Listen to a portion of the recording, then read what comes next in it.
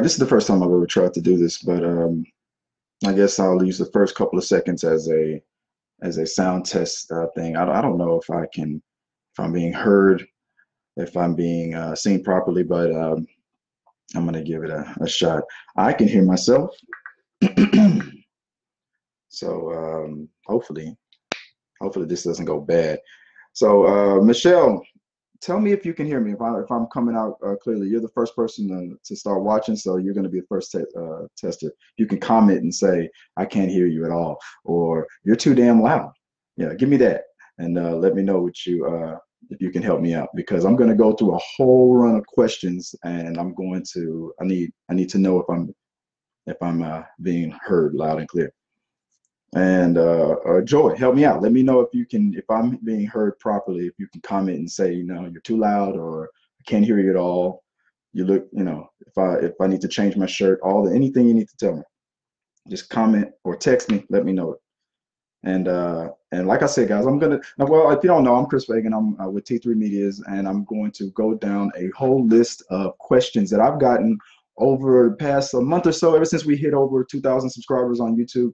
Mostly the questions that I get are movie related questions, but now I've opened up, and I don't care what the questions are. You can send me questions about, I don't know, if you want to know the secrets of life. I don't have the answers for you, but I'm going to give it a shot right here. I know a lot about a little and little about a lot of things, but what I do know is I'll give it my best shot.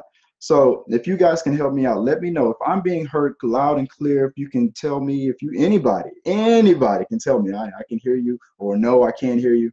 Just let me know in the comments, and we'll just keep it going. Invite your friends. Let your friends know that I'm probably about to make a fool of myself. But what I'm going to do is I'm going to go over the questions that I've gotten over the past couple of months, and I'm going to do my best to answer them. So without further ado, I'm going to start off. We already hit the 2-minute mark. Tried to do a little sound testing kind of thing, and I guess here we go. So prepare yourself, guys. This is Chris with T3 Medias, and I am going to go through our We've Got Your Mail segment. This is We've Got Your Mail. So let's get started. So if you don't know, back in the day, We've Got Your Mail used to be a little gag that we used to do, where our email address was similar to a lot of other people's other movie pundits email address, and we would make the Gmail address very close, very similar on purpose, hoping that people would, misspell one word here or there and get us by mistake. So just like a friendly neighbor, whenever the mailman comes over and sends you the wrong package or sends you the wrong letter, you would take the letter and go, oh, this isn't ours, but walk over, hey, we got your mail. So that's exactly what we do on our channel. And now it's evolved. We've got a few more subscribers. We've got a few more watchers and followers. So now We've Got Your Mail is a little bit more legit, where people who actually mean to send a message to me, if you have a question about movies, if you have a question about TV, video games, if you want to know the meaning of life, it doesn't matter to me. If you send us a question on Facebook, Twitter, Instagram, mostly on our YouTube channel, that's mostly where we do our thing, but we're testing it here on Facebook for the first time. And we just answer the questions. Well, again, guys, if you have time, if you're not at work, if you won't get in trouble, comment and let me know if you can hear me. I think I got my first comment. Let's see what Meredith says, if I'm even being heard or not. Let's see real fast. I don't know if I can open it. Ah, boy. Okay. Okay. Whatever the comment was, for some reason, Facebook won't let me open it, but hopefully I'm coming in loud and clear. Like I said, Joey, if you're still watching, let me know if you can hear me, if I'm being heard loud and clear. And let's see, here we go. Wait a minute, here we go. All right, nobody's saying anything, so I'm gonna assume that it's fine. I keep getting the thumbs up, so I'm gonna assume it's fine. So without further ado, let's go down the first question. And the first question comes in a couple of days ago from a Mr. T. I think this was from YouTube. It says, has anybody ever had a 4D IMAX movie come up on listing for a theater and you didn't know, so you chose it? And I'm assuming this is a Moviepass question. If you don't know, I am a member of Moviepass, and no, this situation has never ever come up. As far as I'm aware, you're not allowed to click on anything 4D or IMAX on your Moviepass. Now, guys, if you don't know, Moviepass is a very, very good subscription tool. It's a deal that was made with MasterCard, where on your app, on your MoviePass app, you can reserve a movie and go to the theater. You can check in for your for a movie, and you can watch it for free. Well, actually, not really for free. You're paying $10 a month, but in the beginning, you were unlimited. You could see any movie and any number of times, as many times as you want, and swipe the card, and that's it. You do it once a day. You can see one film a day. So theoretically, you can see your favorite movie 30 times. You can see Black Panther or Avengers or whatever 30 times in a month. Now, recently, MoviePass has been going down because it's not a model where you can make money. You can't really make money off of MoviePass. It's not something that's designed to be profitable. What they were trying to do was get so many subscribers that they were going to strong arm the movie companies and say, hey, you're going to have to bend to our will and do things the way we want to do it. The companies that fought against them the most was AMC. They still allow MoviePass to work, but AMC kind of put a little damper on their business model, and we'll go into that a little later. But from what I know, you could watch as many movies as you want, $10 a month. It was great, and I took advantage of that. I watched a couple of movies. Like the most I've ever seen in 1 month was like 4. I don't really have all that much time, but 4 movies for just $10. And whenever I use the MoviePass, I rarely go to the concession stands. I take advantage of that. You say it's $10, it's gonna stay $10. So I go see as many movies as I want, and I keep it at that $10 mark. Thank you, Joy. Thank you for letting me know. Yes, I can hear. Thank you, Melissa. Thank you for letting me know that you can hear me. Now, if my voice becomes too shrill, if it becomes too loud, if you say, hey, Chris, you're at about a level 7, you need to bring that down to a level 4 or 5. Then yeah. If there's only one person that understands that level 7 reference out there, so that's a little nod to her. Now, MoviePass allows you to see used to allow you to see as many movies as you want. They then started to restrict you could only see one movie once, so you couldn't see a movie multiple times. I saw Ready Player One twice with the MoviePass. Right after that, they ended that. So it says right there on the app, you've already seen this movie, you can't see it again. You can't see anything in IMAX. You can't see anything on 3D. You can't see anything that's IMAX and 3D. You can't use the MoviePass to see movies that are more expensive than the average ticket price. So it's trying to keep it hovered around that $10 mark, and you can only see the standard movies. Now, as far as I know, no, you can't accidentally see something in 4K or if I'm understanding the question right. So sorry, Mr. T. I don't think that's ever happened to me, and I don't think it can happen. All right, let's go to the next question. The next question comes from I think this is also YouTube. Also regarding MoviePass. That's why I grouped them together like this. God's Trumpet 2010 is what his name is. MoviePass sucks.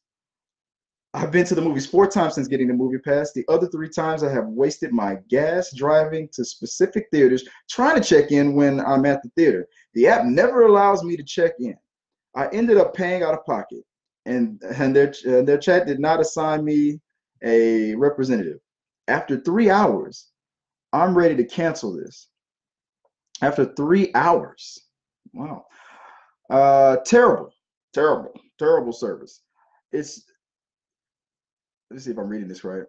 If you haven't joined, don't bother. Their customer service sucks. Now, I got to disagree with you on that, God's Trumpet 2010. MoviePass's service does not suck.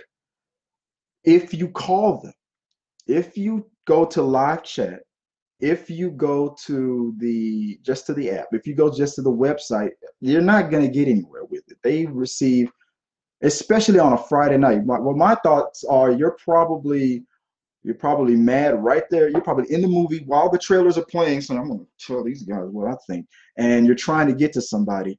Therefore, for one, their hours of operation are Pacific Standard Time. So I don't know where you are, but I'm in Houston, so I'm Central. So if I don't get to them by 7 o'clock, before 7 o'clock my time, I'm not going to get to anybody at all. If I call on a Friday, I'm not going to reach anybody at all. And even if it's if I call at 10 o'clock in the morning, which is usually the time I suggest, right when they open up, I call around, oh, sorry, call around 11 o'clock my time, which was whatever 9 o'clock California time is, because I assume they're based out of California. And I'm gonna help you out real fast. Moviepass phone number. Call the phone number. If you have a Moviepass and you have any issue with the movie, please call Moviepass at, I'm gonna give you that 1-877-646-2892. Again, that number is 1-877-646-2892. Sorry, I probably said it wrong the first time. But once again, 1-877-646-2892. If you have any questions, comments, or concerns, call them. Now, you might not get through to them on a Friday because they're getting so many calls. It's Friday night. It's Saturday night. Everybody that's trying to use their Moviepass, they're pissed off if the app didn't work. The last time I used my Moviepass, I paid out of pocket when I didn't have to. Now, why did that happen? Because the app had an error. It was, I think it was last Friday. Me and Joy went out to go to see a movie. We have 2 subscriptions, and both apps were doing the exact same thing. It wouldn't let us highlight the time. So I said, screw it. I want to see this movie. I paid out of pocket. And I knew exactly what to do. I didn't contact them through the app. I didn't send them an email because I knew nothing was going to happen. They give you the Jay-Z response. I feel bad for you, son. But when you call them and you get someone on the line, the service is outstanding. Not only did the woman acknowledge the problem, she openly, she admitted it before I even said, oh yeah, I see exactly what happened. There was an outage with a lot of app services in your area. I see it now. I'm going to refund you on both accounts. So in 3 business days, I'm getting that money back. Now I have to double check because I don't think I've gotten it back yet. But unless they lied to me to get me off the phone, it was a pretty easy process, and it all worked out. I've even had my Moviepass canceled by mistake, and it turned out it really was 100% my fault. And all the problems that I've ever discovered with Moviepass, it seems that the mistakes are usually human error. Now, I don't mean to offend you when I say that, but I'm going to say this as delicate as possible.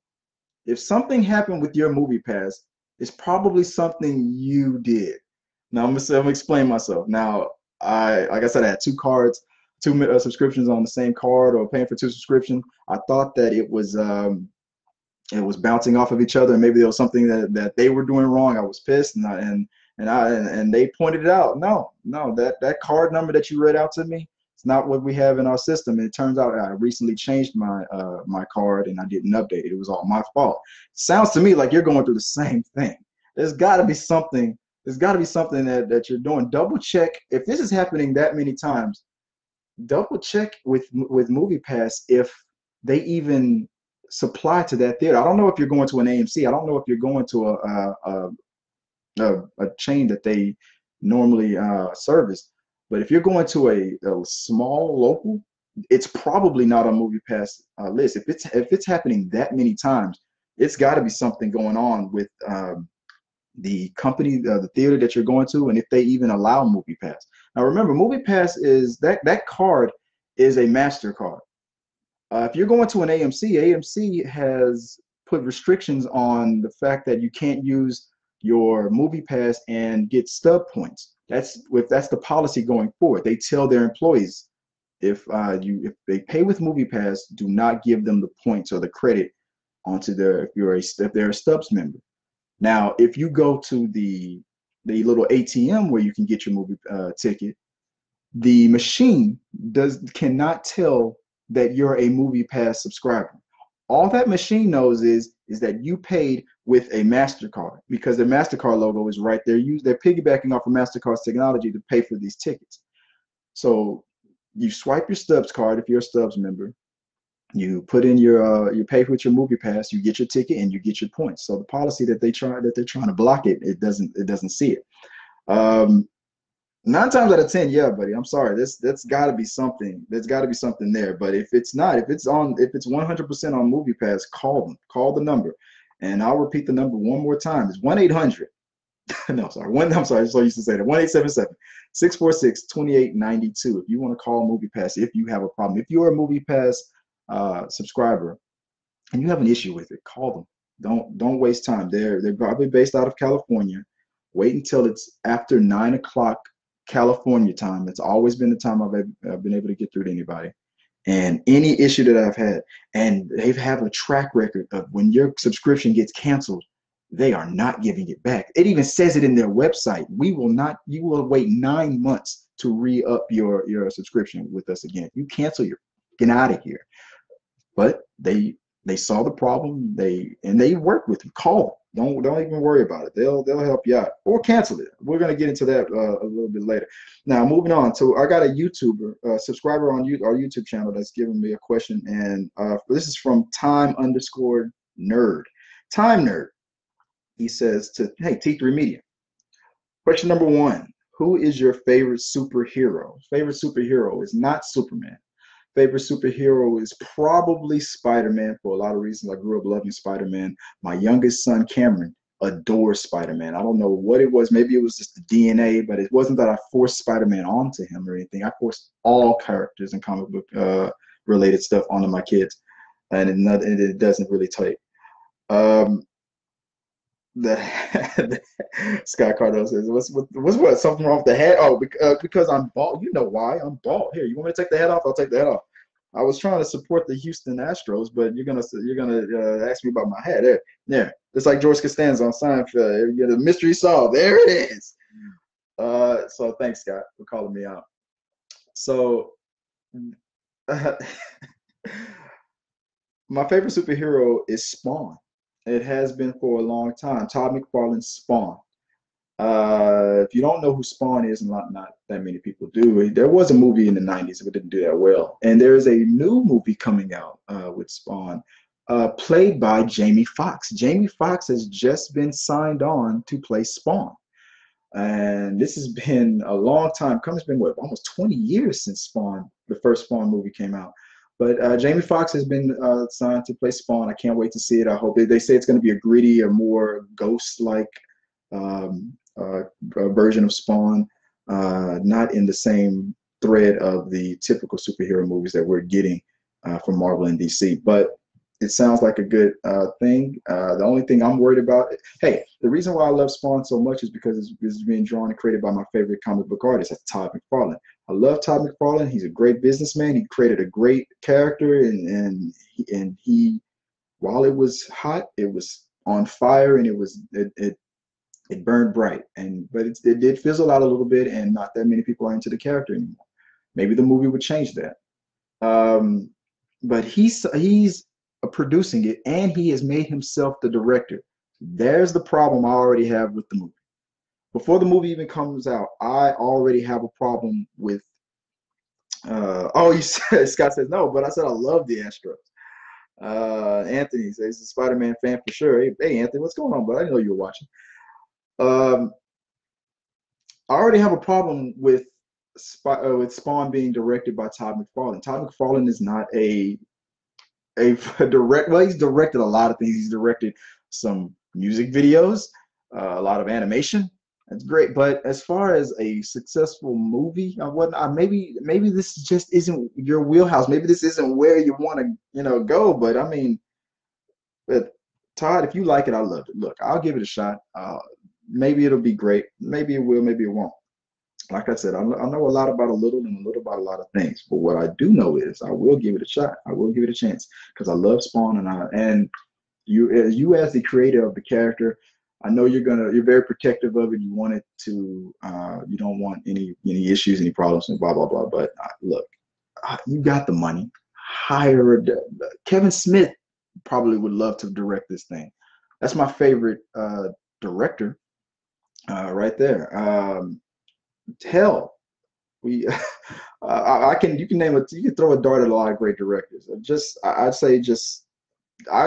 say go that route. But hey, it's your property. This is maybe something we don't know.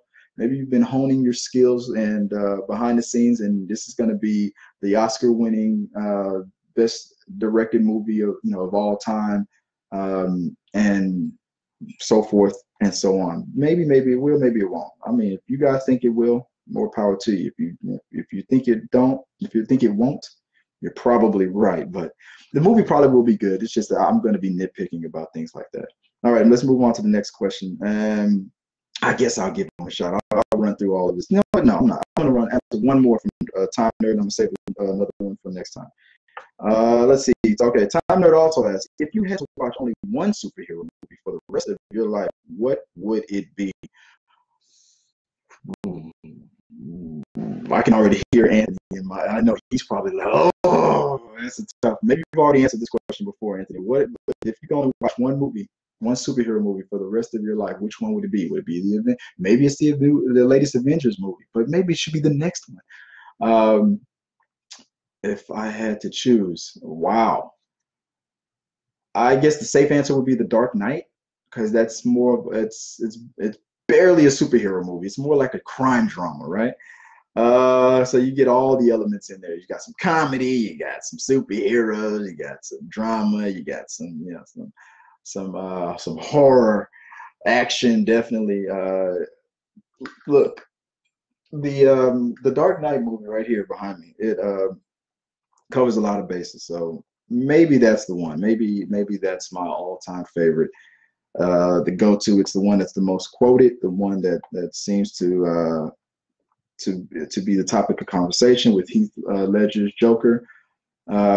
Maybe that would be the one. That's the quick answer. So this is because I've been sitting on a lot of these questions for too long. So let's move on to the next question. So I'm going to move on to another person. Melanie Shannon. This is a friend of mine and a client. So her comment was on Facebook, and she said, "I have a lot of thoughts about Desperate Housewives." That's all she said. She never sent those. I guess that was it. That's it. She just wanted you to. She just wants you to know. I got a lot of thoughts about Desperate Housewives. I'm like, hey, so do I. That's all. My thoughts on Desperate Housewives are. I don't watch Desperate Housewives. I got out of reality TV a long time ago. I'm playing it far away. Ever since the real world just started to go crazy. Desperate House. Oh no, Desperate House. What am I thinking about? What am I thinking about? The reality, not the reality show. I'm thinking about Housewives. What's that? Housewives. That I'm thinking about that reality show. I'm mixing it up now. I'm mixing my metaphors up. Desperate Housewives is not a reality show. Desperate Housewives. Terry Hatcher. I watched. Okay, now your comment makes more sense. Now, okay, I knew we were friends. Now we're best friends. I love Desperate Housewives was with Terry Hatcher. I watched the show. I didn't think I would like it, but it turns out that I loved it, and I think it ended solidly. I think it had a solid ending. It had a bunch of twists and turns, and a guy like me, you would think that I wouldn't be into something like that, but for some reason that show spoke to me, and I loved all the characters on there. I keep mentioning Terry Hatcher only because I have a funny story about that. When I used to work overseas in Iraq, Scott, I don't know if you were there at the same time when this first happened. Meredith, you might have been there during this time, but I don't know if you guys remember when Dean Cain, when he came down there. We premiered a couple movies for the troops and for the celebrities that flew down there to entertain the troops. Dean Cain came down there. I had him sign my Superman comic book. I think I still have that book signed by him. The first thing I asked him, because I was with the MWR, Morale, Welfare, and Recreation, and I got a little access, when Dean was sitting there signing all the autographs for the soldiers, it was my turn in line. I knew exactly what I was going to ask him. I was like, hey, I asked him two questions. One, what do you think, because this was 2004, 2005, and in the mid 2000s. What do you think about Smallville, the TV show Smallville? Has any of the producers come to you and asked you to cameo on the show? At the time, simple answer, no, they haven't reached out to me yet. I would love to do that show. I love that show. It's a great show. That was his answer. And then a year later, he got hired. He played a villain on Smallville. So you got to see Superman and Superman go at both Clarks go at each other. So it was pretty cool. I like to think I had something to do with that. Second question: what do you think about this? Since you were on the Adventures of Lois and Clark, what do you think about Terry Hatcher's show, Desperate Housewives? He would now. Dean Cain is a conservative and a gentleman, and he's a nice guy, a real all-around nice guy, very religious guy. And I can't put him on the record on this, but it's my truth because he said it to me. Now, if you ask him this, he will probably deny it. Deny till you die is always the policy for some guys, right? But Dean Cain, actor Dean Cain, Superman, when I asked him, what do you think about Desperate Housewives, about Terry Hatcher's new show? Because this was while it was the number one show. And he looks at me and goes, and he looks left and he looks right, make sure that no one else was really in earshot. He looks at me right in the eye and he goes, that woman is a bitch. And my how did anybody hear? But there was a little private thing that he was sharing with me. He went on a little 1 minute rant and a whisper tone saying that his experience with her was horrible. She just went on and on and on about just how she made the recording the show worse and worse and worse. Let's see, love Terry Hatcher on Seinfeld. I love Terry Hatcher that was one of my favorite episodes of Seinfeld. Yes, yes, they are real and they are. I think she came back and reminded us about how real and awesome they were. Thanks, Scott. I forgot about that episode of Seinfeld. They say I watch a lot of TV. People don't really. I even won Seinfeld tickets because I'm such a Seinfeld fan. So if you ever want to go on a Seinfeld trivia game with me, you will lose, buddy. But yeah, he looked me right in the eye and said something that the Me Too movement would probably destroy him about now. But I looked it up. She has this reputation, even on the set of Desperate Housewives. She had the same reputation. People did not like working with her. So there you have it. You got a lot to say about Desperate Housewives, Melanie. So does Dean Cain. All right, let's go to the next question. Next question comes from another friend of mine through Facebook. This is Carrington Burnett. Carrington, I think he was watching live. If he was a minute ago. Carrington says, why do people think that Thomas Jane's Punisher film is good? Well, because it was. It was good enough at the time. I mean, we're coming off of there was a Punisher movie. Marvel wasn't making good movies back in the 90s and the 80s. Their movies were horrible. And they barely had a theatrical run. Have you ever Google the very first attempt at a Fantastic Four movie? Google this. I think you can find it online for free. Marvel's just giving it away. I don't think Disney purchased it when they bought the rights to everything Marvel owned. I was like, nah, you can keep that. I don't even think Disney wanted that. It was so bad. Not the first Fantastic Four movie with Jessica Alba in them, those two movies. Not that. Before that. Horrible. You'll see what I'm talking about. Look at the pictures of it. It was good. The Punisher was good at the time. Just like Batman and Robin and Batman Forever were good at the time. They were making crazy money. They were not lines up around the street. And now Punisher didn't do anything near what Batman was doing, but compared to look at how mob driven and how awesome those one-on-one fights that the Punisher had, especially with that scene with Kevin Nash. Those were some good scenes, man. That movie was one of the best action or comic book movies to come out at the time. You can't compare it to Spider-Man or anything like that. But go back, give it another look. Compare it to everything around it. And that's probably why people are saying it was such a good movie. The other simple answer, Carrington, my friend, for years. We've known each other since middle school, right? The other easy answer to that question is all film is subjective. I might have a movie that I love and adore that you hate, and you might have a movie that you love and adore that I hate. We both saw the same movie, but we have different experiences, different backgrounds. We have different tastes. I might drink chocolate milk and love it. You might drink chocolate milk and hate it. But if you hate chocolate milk, there's something wrong with you. There's something wrong with you. Unless you're lactose intolerant, then I'm sorry. But all film is subjective, man. People just have different tastes, and some films just speak to others in different ways. Look,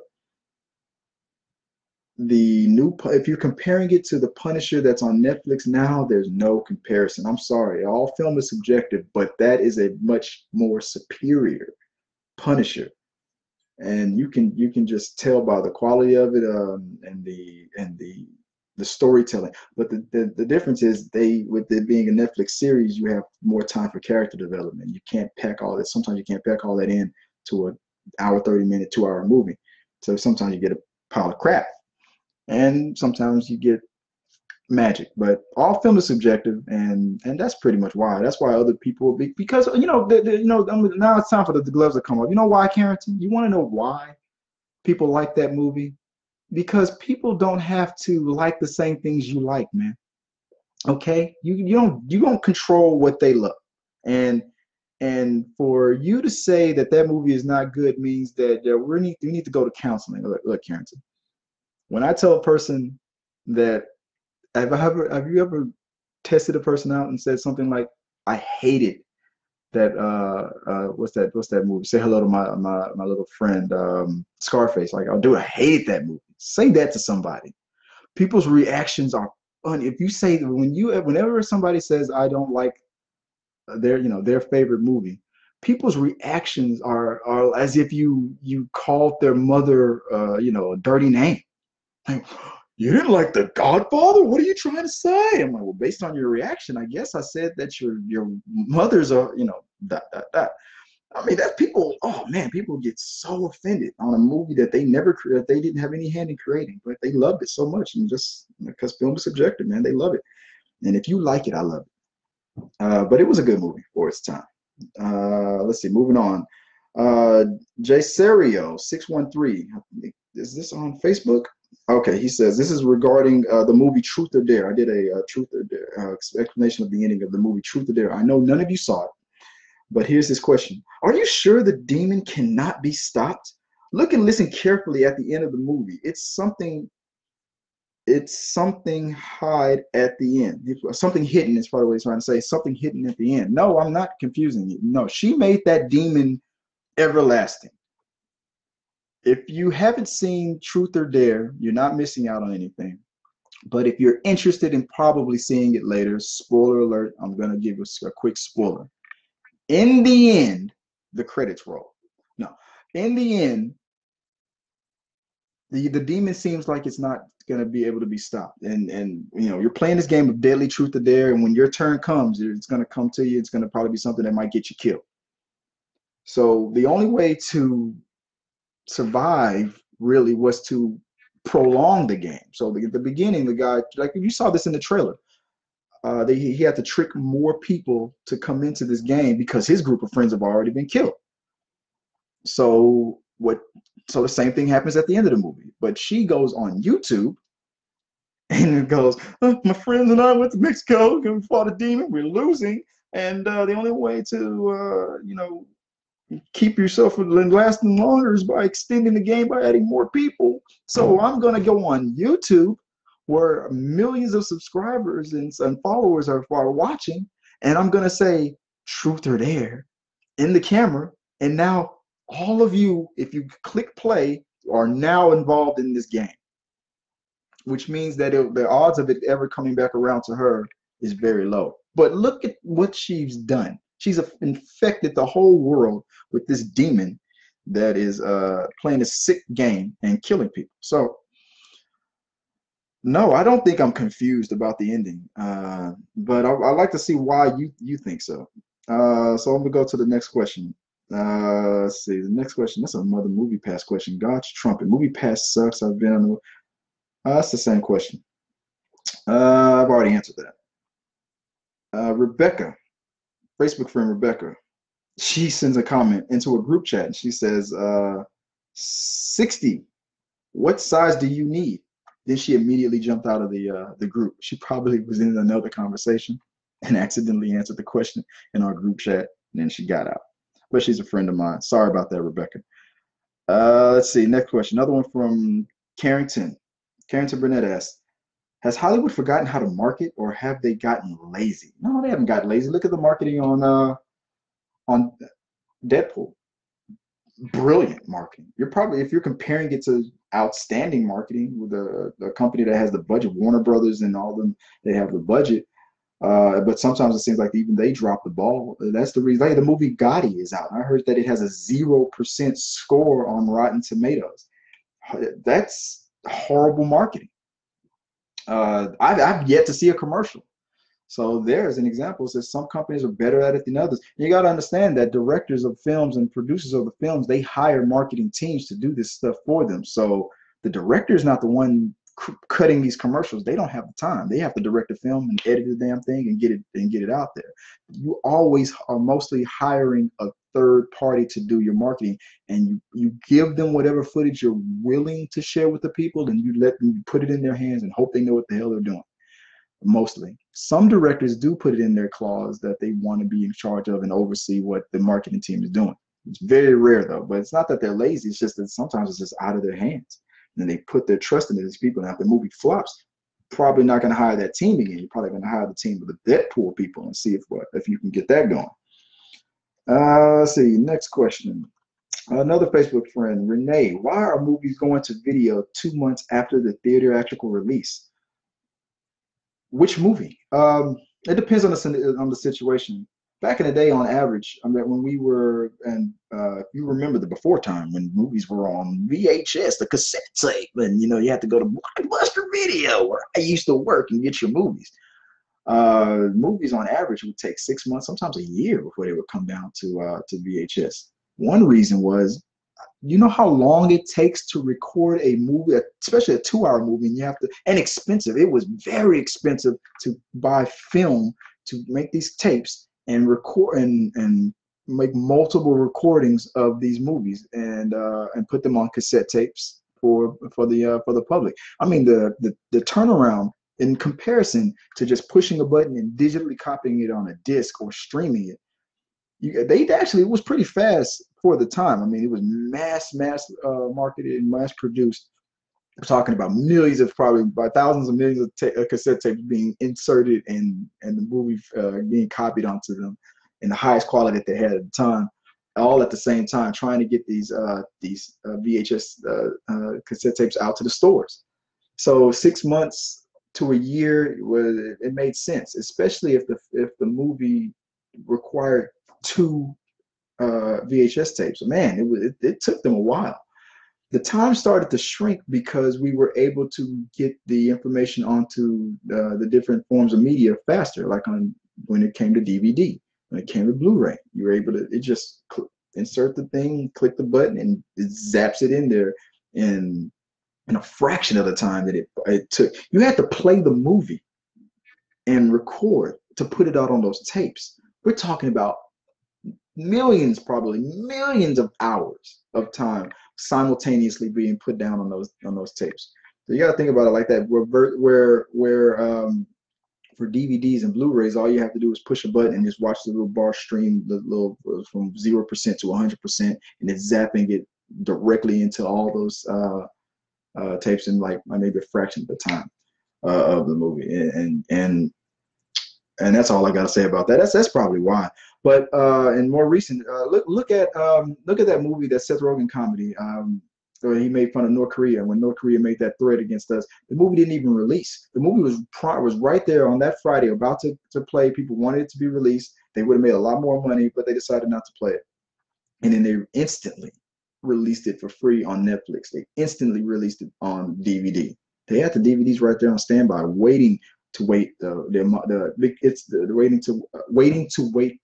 what the runtime was going to be. Some movies just have longer or faster legs. Black Panther, I think, is 4 to 6 months that it took, only because the movie was constantly making them more and more money in the theater. If Black Panther would have been a flop and it only made like $100 million or $50 million or whatever, and it was a total mega flop, you'd have got that thing a lot sooner. But if the movie is making money, if it has legs and it has momentum, they're going to get the majority of the money that they're going to get out of it. It's going to probably be in the theatrical run. And then they time it perfectly. Okay, and they say, okay, we see the trajectory where it's going. The number, it's already made $1 billion. It's going down. We're getting to that date. We figured that this is the date that is perfect to release it on streaming on DVD or whatever you have, and then to see if we can get that DVD money. They love the movie. Let's see if they'll buy it and keep it in their collection at home. And they try to time it right, depending on the film, depending on how, if it has legs. I bet Gotti will be available for video or streaming within the next couple of weeks. If you want to see how fast, you think 2 months is fast, wait and see how fast that movie becomes available. I'm gonna do about 2 more, and then I'm gonna split it off to another episode because we're getting about into an hour.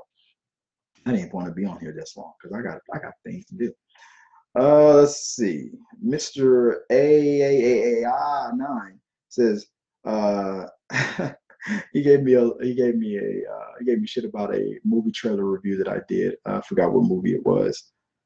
He says because I didn't put the movie or the trailer into the box and review it on the spot. He says, "Hey bro, this isn't a reaction. This is a review. A reaction video is where you watch it and react to it while on video, then review it." Anyway, I agree with you. This looks good. I forgot what movie it was, but he gave me shit about that. You just said this isn't a review, and then on the very next sentence said, then you review it. Technically, all reviews are reactions. So telling me the difference between, and I got on about it a little bit, and I was just messing around. The difference between a reaction and a video. Now I know what the standard definition or what people's assumptions of a reaction versus a review video seems to be, because most videos on YouTube that are labeled reaction are ones where you put the video on the screen with you and you react to it. The editing has to take place on that. And then a review is when you've seen it, you sit down in front of the camera and say, this is what I thought about it. That is a review. But technically, all of them are reactions. All of them are reviews. If you're doing it live on the spot or after the fact, you're still reacting. I mean, and the example I think that I gave to him was if you're allergic to some type of food, or if you're allergic to peanuts, and you eat a bunch of peanuts and you instantly start to flare up, your reaction, it's instantly attacking you. Or if you eat some food and then like an hour later, you're like, oh, I feel a little weird. And I ate. Oh my God, you're swelling up. You got to go to the hospital. And that happened like an hour or two later. Just because when you go to the hospital, the doctor isn't going to be like, well, no, you ate the peanuts that you were allergic to like 3 hours ago and you're just now flaring up. That's an allergic review. That's not an allergic reaction. No, it's still a reaction. You're still having a reaction to something. You're not going to have an allergic review. Your body is not like, peanuts are pretty good, man. I think I'm gonna make this guy break out. No, it's not a no. There's no spoiler alert. Well, spoiler alert, you're going to the emergency room if you're allergic to bee stings or peanuts and stuff. But everything is a reaction. If I'm giving a review of a movie, which I'm going to be doing tonight, I'm going to see Sicario tonight, and I'll give a review on it. But you're technically still reacting to it. And I gave him a little grief about that, but it was all in good fun. All right, my next question comes from Vince, and it's another Moviepass question. Vince, I have 2 Moviepass accounts plus Cinemia. This way I can see 19 movies a month for $33. My dad's phone to theater to rewatch movies with his pass. So he uses one card and he uses the other, and he'll see the same movie. Okay, but you're paying $33. Even though, I mean, but if you're seeing that many movies, more power to you.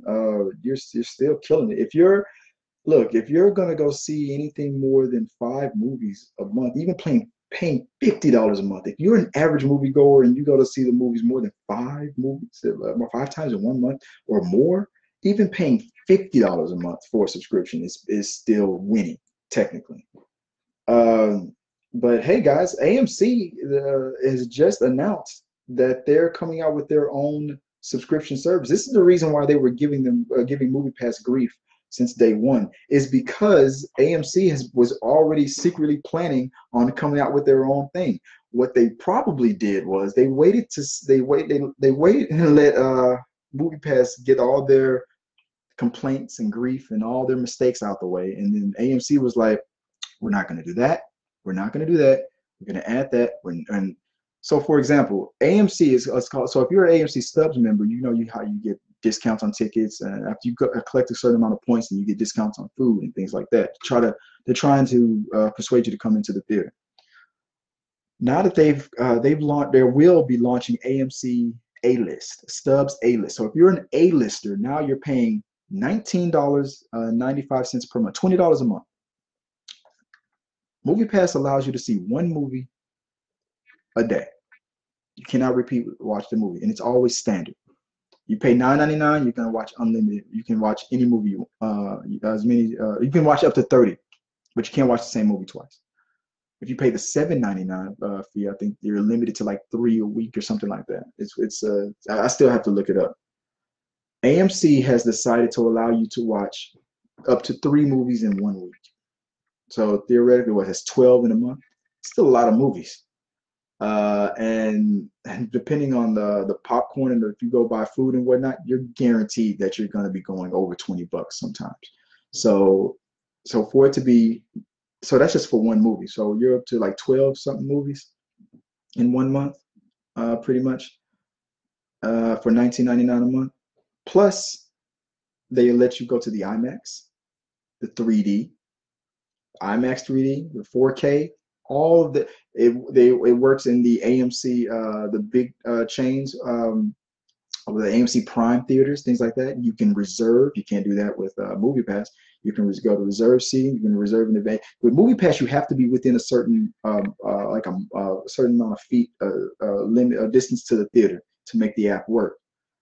From what I can tell on AMC A-List, you can be at home and you're like, I'm going to go across town and watch that theater over there. And you're like, all right, boom, there's your seat. Have a safe trip when you get there. Plus, A-List says that they will allow you to keep doing this Stubs thing and get discount on food. That's something else that that MoviePass doesn't give you. So let's go back. We're talking about AMC theaters. They are the biggest movie chain in America.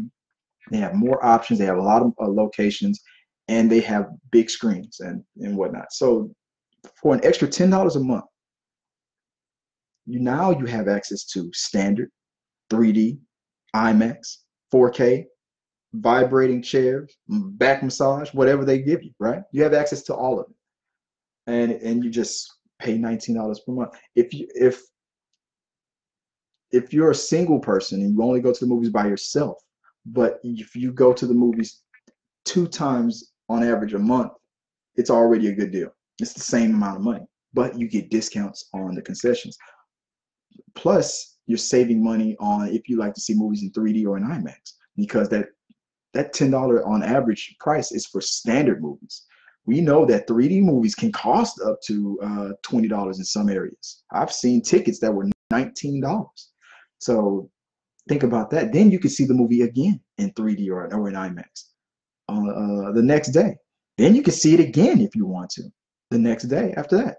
But then you can't see it again, anything else after that. So they just did the math on things. The days that people usually go to the movies probably are Thursday, Fridays, and Saturdays, or maybe mostly on Sundays when they're off from work. So they're like, on average, even the huge movie people are on average possibly at the most going to the movies 3 times a week. So they gave you that option. And so they pretty much took all the problems and all the complaints that MoviePass was getting, and they decided not to do those things.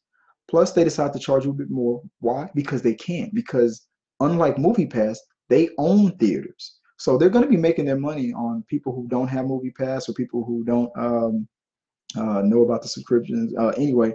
And hopefully, depending on the buzz of whatever movies are coming out, hopefully they're blockbusters, they can get people in the seats, because the real money is in concessions. So for them to provide a service makes sense because they have the most movie theaters out in America. Moviepass is just giving you access. Their model is set up for failure. They're running out of money, and they're constantly making deals with outside groups trying to influx more money. AMC doesn't have that issue because they can just cancel the movie subscription service anytime they want, and people are still coming in and buy popcorn. So they've got a better cushion. I'm writing an article about this. It's entitled "Is A-List has forced Moviepass is going to go the way of Blockbuster?" If you know the history about Netflix and Blockbuster, look it up because I think this is it. A lot of things have come and gone that almost knocked out Moviepass, but that might do it. Oh, I'm almost done. So, let me finish out the round of questions that I do have. So, and then there's two more from some special people that I want to ask. So people that are way better than all of you. No. Let's see. I got Luis. Sorry for butchering your name. Luis Claudio regarding Hotel Artemis trailer. He says on YouTube, I would like to see John Wick here as a surprise twist as an after credit scene or towards the end of the movie for Hotel Artemis. I know it won't happen, but I can dream. Well, it won't happen because there's two different companies, if I'm not mistaken. Look, whenever there's something similar, people always want to watch it. I would love to see Superman fight against the Avengers because they're both comic book characters, and it's happened before in the comic books before. But with different properties, different owners, it's never going to happen. It would make sense. It would fit. People are saying that Hotel Artemis. I feel like I'm president right now. I've never heard people say this. I'm the only one who said this, but I have to feel like people may be agreeing. Some people might agree with me on thinking this, that Hotel Artemis premise, if you've seen it, is very similar to the Constantine with the hotel that John Wick kept frequenting in those movies. It's a lot of similar rules, but it's total different scenario. And John Wick fits, but a crossover, probably not. I would love it if on John Wick 3, which is being produced right now, if there's a nod to Hotel Artemis, that would be nice because it makes sense. Hotel Artemis is a hospital for criminals where they can get patched up without any worries of being arrested. The Continental in John Wick was a sanctuary for assassins. So a little higher quality clientele in that Continental right there, because they're all high paid assassins. You could just be a lowly bank robber, but if you can afford the membership at the Hotel Artemis, you're gonna get patched up. And it's not a place where you can just stay. You can stay in the Continental forever if you can afford if you can afford to be in there. But the Hotel Artemis, once you're patched up, get out. It is a hotel, but it's not a hotel. Like, get out. But thanks for the question, for the comment. Let's see. Aaron Babcock writes something about Cobra Kai. I'm gonna make a separate We Got Your Mail video for Cobra Kai. So my next We Got Your Mail is gonna be Cobra Kai and Karate Kid only, because I've gotten so much about Cobra Kai. I'm gonna have to. I can't do it all here. So Aaron, your question will be addressed on the next We Got Your Mail, because I got your mail. Claymore One writes regarding the Wonder Woman, my Wonder Woman review. What I don't understand is when Superman tossed her and the other members. Spoiler alert, if you haven't seen Justice League, Justice League. What I don't understand is when Superman tossed her and the other members in the air, she was just floating in the air, Superman can react to the Flash and she can't, question mark. She's a very fast character too. For her to be just frozen like that. I guess he's talking, if I'm understanding your question right, you're referring to when the Flash, spoiler alert guys, when the Flash is in the Speed Force and running very fast, everybody looks like they're pretty much frozen in time. Even Wonder Woman. But Wonder Woman is very fast too. You see how she can see bullets, and in bullet time, that's pretty fast. Superman is faster than a speeding bullet, but it seems that Wonder Woman is too, because she can stop them. So why is it that Superman can see Flash, is fast enough to see Flash, even though he's in the Speed Force, but Wonder Woman, it didn't seem like Wonder Woman wasn't? I don't know. That's the simple answer. I mean, I'm sure maybe she had time to, if she had, maybe she did, maybe she didn't, maybe just they just didn't give that perspective. It didn't matter at that at that time. She was in the middle of a fight with the person. Every time you see Wonder Woman fighting somebody, she's not going to use her. She doesn't always use her super speed to fight them. I think she has a lot of honor. I think that would also, if she had super speed like Superman, even Superman doesn't cheat like that, even though he's invulnerable and he just end it like that. But he gives a criminal, a look and goes, hey buddy, you got to calm down. He gives him a chance. He said, but if he wanted to, he could use his super speed all the time. Just Superman once went crazy and used his power like that to stop all crime on Earth. And we stayed up for 24 hours a day, 7 days a week, and stopped all crime. I think Batman had to take him down because it was getting dictatorial, and it was getting a little reckless. So he just doesn't do it. Wonder Woman, they just didn't write it into the script, man. That's the easy answer. Wonder Woman just didn't do it. Yes, there was a bullet coming to the head of a human being. She used her speed to stop that. She's in the middle of a fight with some demon. She's gonna fight him with honor and fight him like a real fight. She didn't need to use her super speed to do that because she likes to fight for real. So while she was fighting in real time, Flash was running around in Speed Force, and that's why she looked like she was frozen, because she didn't need to use her super speed. I researched it and I saw that there has been time when Wonder Woman also raced the Flash because she does have super speed. But it also depends on who's writing the comic book. There's powers that Superman and Flash seem to have in some books that they don't seem to have in others. Depending on who's writing the comic book, Batman will beat Superman, beat his ass. And in another comic book, the real thing will happen and Superman will just be unfazed by Batman and win. So it all depends on the writer, all depends on the story, on where the direction that they want to go. And it's just the easy answer is they just didn't put it in there, man. Okay, that was the last question there, but there was some other questions that were brought in, and I don't want to miss out on them. Here they are on Twitter. So Sean Chandler on Twitter. Was that Kurt Never? He writes, he says, congratulations on the 2,000 subscriber. Thanks, man. This may seem a bit out of the box. What is your Myers-Briggs personality type, and/or how do you think it affects the way you see or talk about movies? Well, I've never taken the Myers-Briggs personality test, but I'm gonna. I think I'll do it today. It seems that Myers-Briggs personality test is generally based on the personality indicator development by Catherine Cook Briggs and her daughter, Isabel Briggs Myers. Their development of the test occurred in the 1940s and was built upon psychological research performed by Carl Jung in the 1920s. The type of test is based on a series of questions that gather information on how a person usually responds or relates to various situations. I've never taken the test before. I think I'll see there's an app for it, and I'll take it, and I'll get back to you on that. Thanks for the question, man. But I'll check it out and see how I do. See if it says that I'm crazy. It says here, Anthony DiGioa. I hope I'm saying your name right, brother, because you've been a great help to the channel. Congrats on 2K, man.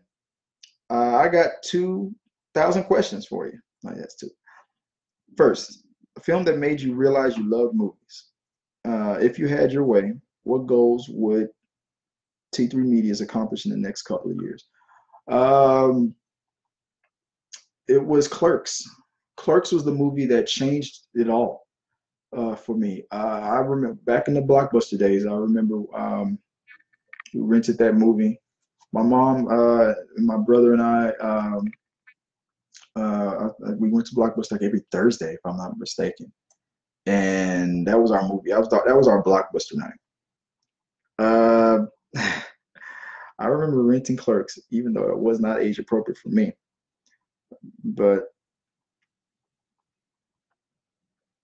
that one scene where, spoiler if you haven't seen it, where a guy finds out that his serious relationship girlfriend, she's been with a, let's just say, not in a traditional sexual way, but she performed a certain service for, and I forgot how the subject even came up. Oh, one of the guys that she's done this to walked into the store, into the corner store that he worked in, and it turns out that she's done this act 37 times, including her boyfriend, and he wouldn't let it go. He freaking out the whole time. Oh my God, with taste 37 of the guy, blah blah blah. It's just go. It's just the funniest thing I ever saw on TV at the time. And another, in a scene where he calmed down, he talked to his other friend, this guy named Dante, and his friend Randall comes in and he talk about it, and like he made him feel better by saying, "Hey, dude, at least I wasn't 36, man. Don't worry about it, dude. That was for past." But when the girlfriend comes back into the picture and she walks back into the store, the first thing she says hi to the friend, and she goes, because she's talking to Dante, and then the next thing she goes, "Oh, hey Randall," and the first thing Randall goes is 37, and I rewound that snippet of time on that tape. I rewound so much and repeatedly watched it, died laughing over and over again. I looked at the time, me and my brother watched it for 30 minutes straight. That one snippet, little piece of a joke. 30 minutes straight. I'm rewinding, watching. It changed everything for me. So that was the movie that did it, was Clerks. And I still give credit to Kevin Smith for where I'm at.